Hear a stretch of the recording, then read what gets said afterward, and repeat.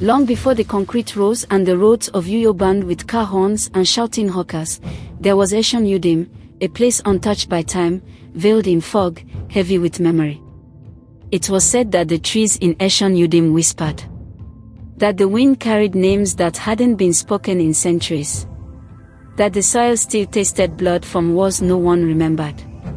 Deep within that forest lived an old woman named Imabong. She sat in a crooked hut made of mud, bones, and palm leaves, far from the nearest path, surrounded by charms made from feathers, teeth, and carved wood. Some called her mad. Others called her Ekpri Iban, the spirit mother.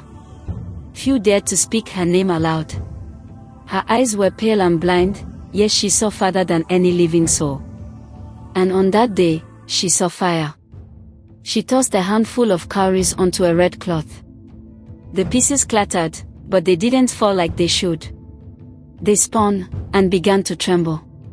Imebong's wrinkled lips parted slightly. Mfinku Idok, fire walks among the leaves, she murmured. The girl is lost, but the wind has seen her. She raised her head slowly, though there was nothing before her but dancing flames. She must come before the moon bleeds. For centuries, the ember of Nkot had been passed down through the bloodline of the Ibabio flame keepers. It was not a power that could be stolen, bought, or taught. It was inherited, sacred, ancestral, sealed by spirit and womb. But the line had broken. The fire had gone silent. And the icon Udim, the cursed spirit of forgotten gods and betrayed ancestors, had begun to wake from their burial grounds. They came wearing human skin, smiling with empty eyes, feeding off fear. They had returned. And Imebong was dying.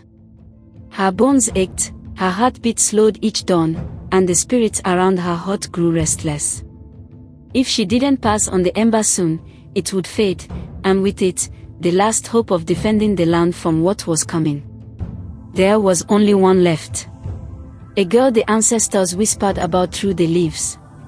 A girl born in a place where tradition had turned to concrete. Her name was Yukim. Far away in the rumbling belly of Uyo, Yukim wiped sweat from her brow as she pushed through a market crowd, balancing a food tray with trembling hands. She was 22,